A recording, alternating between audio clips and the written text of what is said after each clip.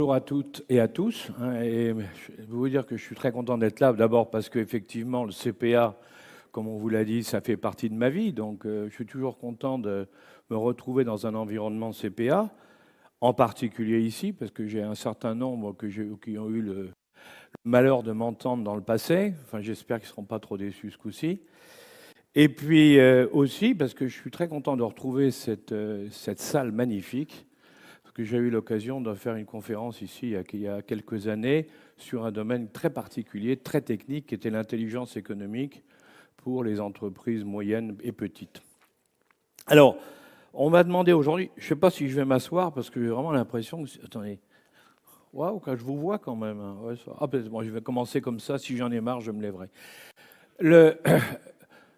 On m'a demandé de vous parler des bouleversements mondiaux. Alors, avant de commencer, je voudrais d'abord vous dire un certain nombre, quelques principes de base pour que vous puissiez comprendre ce que je vais vous dire. Non pas que vous n'êtes pas capable de le comprendre, mais l'esprit dans lequel je vais vous le dire. Le premier point, c'est lorsqu'on fait de la géopolitique au niveau international, il faut commencer par abandonner toute idéologie. Et ça, c'est très difficile. Parce que nous sommes tous avec une formation, une culture, un environnement, des habitudes qui font que nous avons une vision du monde dans laquelle nous sommes presque conditionnés. Et c'est là l'erreur. Si vous voulez comprendre ce qui se passe, il faut commencer par abandonner, pour enlever le vêtement, je dirais, qui vous conditionne, c'est-à-dire qu'il faut sortir de l'idéologie qui est la nôtre. Alors, ça peut être une idéologie politique, c'est l'idéologie européenne, c'est l'idéologie occidentale. Il faut tout oublier pour se dire, il se passe des choses, je vais essayer de les comprendre sans a priori, sans rejet, sans approbation non plus, je vais simplement essayer de comprendre. Et le deuxième volet derrière qu'il faut ajouter, et on y reviendra durant cette conférence, c'est qu'il faut bien comprendre que les valeurs dans lesquelles nous avons été élevés, dans lesquelles nous avons été formés, les valeurs occidentales, depuis 1492, nous avons cru, en les imposant au monde, qu'elles étaient universelles, alors qu'elles ne sont qu'européennes. Et maintenant, on est en train de découvrir qu'elles ne sont qu'européennes. Et si vous ne voulez pas prendre ça en compte au départ, alors vous aurez beaucoup de mal à comprendre ce qui se passe aujourd'hui. C'était le premier point, si vous voulez, sur lequel je voulais insister. Le deuxième, c'est que je m'excuse par avance si dans certaines de mes propos, je peux vous étonner ou vous choquer, parce que ce sont mes analyses à partir des éléments d'information que j'ai. Et il faut être honnête, j'en ai beaucoup, parce que j'ai beaucoup de gens qui m'informent. Comme on dit, j'ai un réseau d'informateurs un peu partout dans le monde, du fait de mon métier, du fait de ce que j'ai fait dans ma vie. Et donc, j'ai beaucoup d'informations que je recoupe, parce que je ne crois jamais à une information donnée par une personne. Je ne crois donc jamais, par exemple, les médias, les télévisions, quand ils me disent quelque chose. Quand j'écoute une télévision, quand je lis un média français, tout de suite, je vais lire en même temps ou à peu près en même temps pour comprendre un média américain, un média chinois, un média russe, un média sud-africain ou nigérien, ou ce que vous voudrez, de manière à me dire, attends, nous, on a cette vision-là, qu'est-ce que pensent les autres? Et quand on fait ça, on découvre quantité de choses, et en particulier combien on peut être à côté de la plaque dans un certain nombre de domaines. Alors, je voulais vous préciser ça, donc vous dire que je vais vous dire ce que je pense, mes analyses sur les bouleversements mondiaux actuels, ce qui est en train de se passer, tel qu'on peut l'analyser aujourd'hui, en m'excusant si j'en choque certains, et en vous disant, je le dis avec une joie profonde, parce que je suis à un âge maintenant où plus personne ne peut me menacer de quoi que ce soit. Je ne joue plus ma carrière, je ne joue pas mon avenir, il est derrière moi. Encore que Pierre Dac disait qu'il suffit de se retourner pour avoir son avenir devant soi, mais vous connaissez certainement cette phrase. Mais ceci étant, donc ça me permet d'être très décontracté et de vous dire un peu ce qui se passe. Alors, si vous voulez, on va un peu balayer le monde pendant 1h30 à peu près. Il faudra que je fasse attention à l'heure, et un peu moins d'1h30. Et après, si vous voulez, pendant une demi-heure, je répondrai à vos questions, parce que quand on ne peut pas couvrir le monde en 1 heure et demie, il faudrait beaucoup plus de temps que ça. Hein. Et donc, je vais oublier plein de choses. Il y a des choses qui peuvent vous intéresser que j'ai oubliées, donc vous poserez des questions, bien entendu. Alors, en définitive, qu'est-ce qui se passe aujourd'hui? On a, quand on regarde, on nous dit, et on voit, qu'il y a deux grandes puissances, deux hyperpuissances, comme disait Madeleine Albright, les Américains d'un côté, les États-Unis, qui sont la première puissance mondiale depuis à peu près 1905-1910.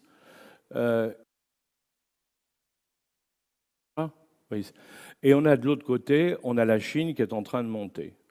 Alors, on va parler bien sûr de ces deux pays, en faisant attention de ne pas oublier, celui qui arrive derrière et qui est à partir de 2050 va être un pays clé au niveau du monde, c'est l'Inde. Ne l'oublions pas. L'Inde a passé la France il y a quelques années, maintenant déjà. L'Inde progresse extrêmement vite et toutes les prévisions qu'on peut avoir, vous prenez le FMI, vous prenez tous les spécialistes au niveau mondial, tout le monde dit que vers les années 2050, l'Inde sera la deuxième puissance mondiale après la Chine, au point de vue donc PIB. Bon, ça sera la première puissance mondiale au niveau démographique, et donc elle aura une puissance colossale. Et ça, il faut bien en être conscient, parce que, évidemment, quand on parle de l'Inde aujourd'hui, on vous dit Modi. Alors Modi, oh là là, il est terrible, il fait la chasse aux chrétiens, il fait la chasse aux musulmans, ils poursuivent les malheureux musulmans qui sont obligés de se réfugier au Bangladesh. Enfin, il y a plein de choses, et on pourrait ajouter plein de choses, et on en parlera d'ailleurs de l'Inde pour ça. Mais en réalité, Modi, il est dans une ligne qui est poussée par un pays entier, qui est très différent d'une autre, et complètement différent d'une autre, mais qui va y arriver. C'est ça qu'il faut bien se dire. Parce qu'il y a une chose qu'il faut bien voir, c'est qu'il ne faut pas confondre nos rêves et la réalité. Les Occidentaux, on a de plus en plus tendance à penser, parce que ça dure depuis des siècles, on a tendance à penser qu'on va arriver à convaincre les autres que nos idées sont les bonnes. Alors que lorsqu'on regarde ce qui se passe, et on le voit tous les jours, on l'a encore vu à l'ONU il y a quelques jours, c'est pas du tout ça qui se passe. En réalité, nous sommes de moins en moins crédibles. On est de moins en moins crédibles parce que les autres ont maintenant les moyens de comparer ce que nous proposons, ce que nous faisons, avec d'autres critères, avec d'autres pays, et ça, c'est très important. Alors, je vais commencer, si vous le voulez bien sûr. Moi, je voudrais commencer par l'Europe, parce qu'après tout, on est français, on est européen. Et il est important de bien voir ce qui est en train de se passer en Europe, parce que là, et pour voir ce qui se passe en Europe, je serai obligé de revenir un peu en arrière, à faire quelques références de points d'histoire.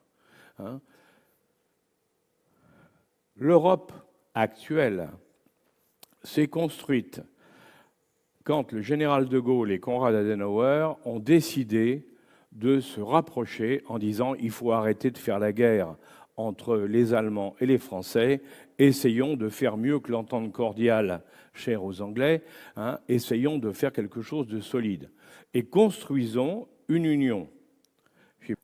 Le FMI, toutes les grandes organisations mondiales le disent. Dans les années, alors selon les calculs, selon les coups de frein, les machins, les crises et autres, ça sera entre 2035 et 2045, mais indiscutablement, l'Amérique perd pied par rapport à la Chine, qu'on le veuille ou qu'on ne le veuille pas. On reviendra sur la Chine après. Et derrière, il y a l'Inde qui monte. C'est-à-dire que les Américains, ceux qui font de la réflexion à long terme, savent très bien que l'Amérique ne sera plus le leader absolu, le leader hégémonique ou l'hyperpuissance, comme disait Madeleine Albright, ça ne sera plus le cas dans 20 ou 30 ans. Donc le problème des Américains, c'est comment on survit et on maintient notre système alors que on perd pied. C'est ça là, c'est une terrible problématique.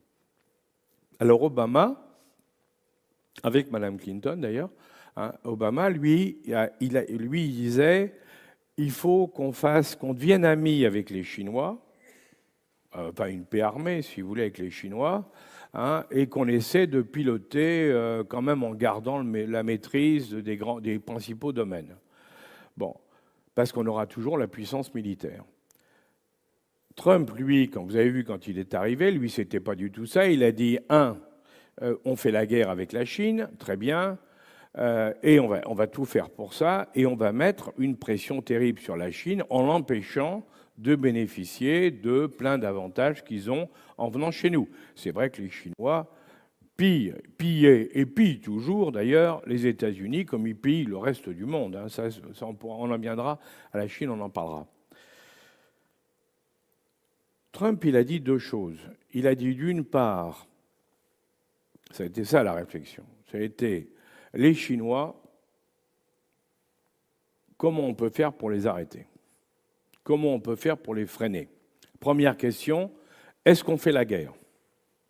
Normal, quand vous êtes le pays qui a la plus grosse armée du monde, et de loin, hein, je vous rappelle quand même que le budget américain de défense, il est 4 fois plus élevé que le budget de la Chine, il est 12 fois plus élevé que celui de la Russie et 16 fois plus élevé que celui de la France.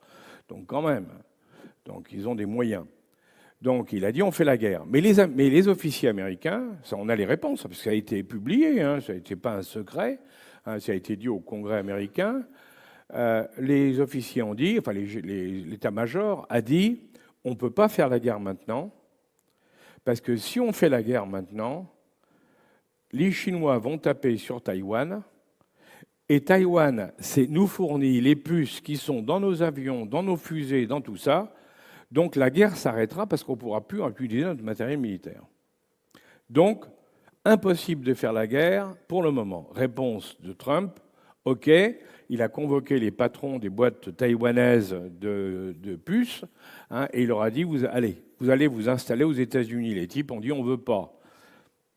Trump leur a dit, vous n'avez pas compris, vous allez investir aux États-Unis. Et il a obtenu effectivement que 2 usines soient construites aux États-Unis pour faire des puces. Elles marcheront en 2026-2027. Donc en 2026-2027, les Américains retrouvent l'autonomie stratégique au niveau du matériel militaire parce qu'ils auront les puces fabriquées chez eux. À partir de ce moment-là, la guerre est possible entre les Américains et les Chinois. Deuxième point qu'ont souligné les états-majors américains, c'est que les Chinois sont en train de monter en puissance au niveau militaire. Vous savez qu'ils ont maintenant la première flotte maritime de guerre mondiale. Ce n'est pas la meilleure encore, mais ils ont la première flotte. Ils montent en puissance et les Américains disent en 2035, on ne peut plus faire la guerre parce que ça nous coûtera trop cher. Les pertes sont trop importantes en hommes, en matériel et en conséquence sur le territoire américain. Donc, il y a une fenêtre, si vous voulez, d'opportunité, comme diraient les autres, hein, de à peu près 7-8 ans. C'est la période de tous les dangers. Un bon point quand même, c'est que Trump, dont beaucoup pensent qu'il va revenir bientôt prendre le pouvoir aux États-Unis, Trump, lui, n'aime pas la guerre. Ça, c'est un avantage. Il est comme ça, m'as-tu vu, insupportable, mais il n'aime pas la guerre. Donc, il ne voulait pas faire la guerre. Il ne veut pas faire la guerre, lui. Il a posé la question, mais il ne veut pas la faire.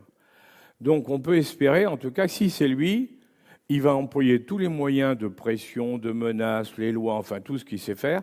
Mais on pense, tout le monde, enfin, tous les spécialistes pensent qu'au moins, de ce côté-là, on ne l'aurait pas. C'est différent, et c'est pas du tout, ne voyez pas en moi, ce que je vous dis, une opposition républicain ou démocrate, hein, c'est pas ça du tout. Mais si vous regardez l'histoire des États-Unis, à part Bush, mais là il a eu la carte forcée avec le 11 septembre, toutes les guerres ont été déclenchées aux États-Unis par des démocrates. Donc, ça va être intéressant de suivre la suite et les élections futures. Quand on regarde, donc, alors, les Américains, ils ont donc l'objectif, c'est la Chine. Pour ça, ils ont besoin d'une Europe. Évidemment, ils ont besoin également de ne pas avoir le problème de la Russie. En tout cas, c'est ça qui était la vision de départ. Il ne faut surtout pas qu'on ait la Russie sur le dos pendant qu'on attaque la Chine. Parce qu'alors là, ça fait deux fronts, et on ne pourra pas tenir deux fronts de cette taille avec notre armée. Donc, il faut qu'on règle le problème. Et c'est là où il y a eu toute cette logique dans laquelle on est arrivé aujourd'hui. C'était un certain nombre de gens aux États-Unis disaient on négocie. Alors, c'était la théorie de Trump. On négocie avec la Russie, on en fait un allié. Et la théorie des démocrates, mais inspirée par les néoconservateurs, par Brzezinski, lisez le livre de Brzezinski, qui est fondateur des néoconservateurs, qui a été publié en 92, et qui dit bien, et là où on dit il faut détruire la Russie. C'est pas du tout la même chose. D'un côté, on dit on va la neutraliser. On va avoir de bonnes relations avec eux. L'autre, c'est on tape dessus. Deux positions strictement différentes, mais qui expliquent ce qui se passe actuellement aux États-Unis. Parce que si vous avez suivi ce qui se passe ces derniers jours, vous avez pu voir qu'il y a une augmentation, il y a une demande par le président Biden d'une augmentation du budget dont il a besoin, parce qu'une partie de ce budget, c'est pour l'Ukraine, et une partie des républicains s'oppose à ce budget en disant on ne veut pas que vous continuiez à dépenser de l'argent en Ukraine alors qu'on en a besoin chez nous. Vous voyez, donc là, on voit que ça bouge. Et ce n'est pas fini. On n'en est qu'au début. Parce que pour le moment, c'est un démocrate qui est en place et qui est bien en place, même si la Chambre des représentants maintenant est pilotée par les républicains. Il y aura un point qui confirme ça, si vous voulez, c'est que, vous avez vu, quand le président Zelensky est allé à l'ONU, après l'ONU, il voulait refaire ce qu'il avait déjà fait une fois il y a un an, c'est-à-dire faire un discours à la Chambre des représentants américaine, et les républicains ont dit, pas question, vous ne parlez pas chez nous, parce que nous, on n'est pas d'accord avec ce que vous faites. Très important, ça. Et du coup, il est allé voir Biden, et Biden lui a dit, vous en faites pas, on va continuer à vous aider. Donc on voit que ça bouge beaucoup, en définitive. Les Américains, c'est pas clair. Et il y a une chose qui est très inquiétante, notez-le pour la suite, c'est que si c'est Trump qui est élu, il a dit, j'arrêterai la guerre en Ukraine, parce que moi, je ne l'aurais jamais faite, mais, et c'est là où c'est grave, et il dit, par contre, il va falloir que les Européens payent tout l'argent, nous rembourse tout l'argent qu'on a investi en Ukraine parce qu'on a pris la défense de l'Europe. Alors quand vous voyez les investissements qu'ont fait les Américains en Ukraine, ça fait froid dans le dos s'il faut qu'on les rembourse. D'ailleurs, entre parenthèses, ce serait un abus de droit, parce que c'est bien eux qui ont été au cœur de la guerre, ce n'est pas les Européens. Donc, vous voyez, donc là, il y a plein de nuages qui sont en train de se présenter, et on va voir ce qui va se passer en fonction des élections américaines dans un an. Mais enfin, c'est inquiétant. C'est d'autant plus inquiétant que la stratégie démocrate dans les élections actuelles a été de dire on va faire tomber. Enfin, ils ont fait comme on fait chez nous. On accuse le Premier ministre parce qu'il a reçu des costumes, on accuse un autre parce qu'il a fait ça, des commissions. Bref, on connaît le système en France pour faire tomber les hommes politiques. Bon, le problème aux États-Unis, c'est que ça ne se passe pas du tout comme en France. Plus ils tapent sur Trump, et plus Trump est populaire. Actuellement, en dehors de la Californie et de Washington, c'est-à-dire des zones modernes, je dirais, tout le reste, le Middle West américain, mais chaque jour qui passe, Trump devient plus populaire. Au fur et à mesure qu'il prend des coups, il devient populaire. Donc ça pose un vrai problème, parce que ça veut dire que la stratégie démocrate est en train, en définitive, de faire élire le républicain. Ça commence à poser des problèmes. On peut se demander, je ne sais pas quelle stratégie ils ont, enfin, qu'est-ce qu'ils ont derrière la tête, mais enfin, pour le moment, on va voir. On peut avoir des bonnes surprises, mais enfin, on va voir.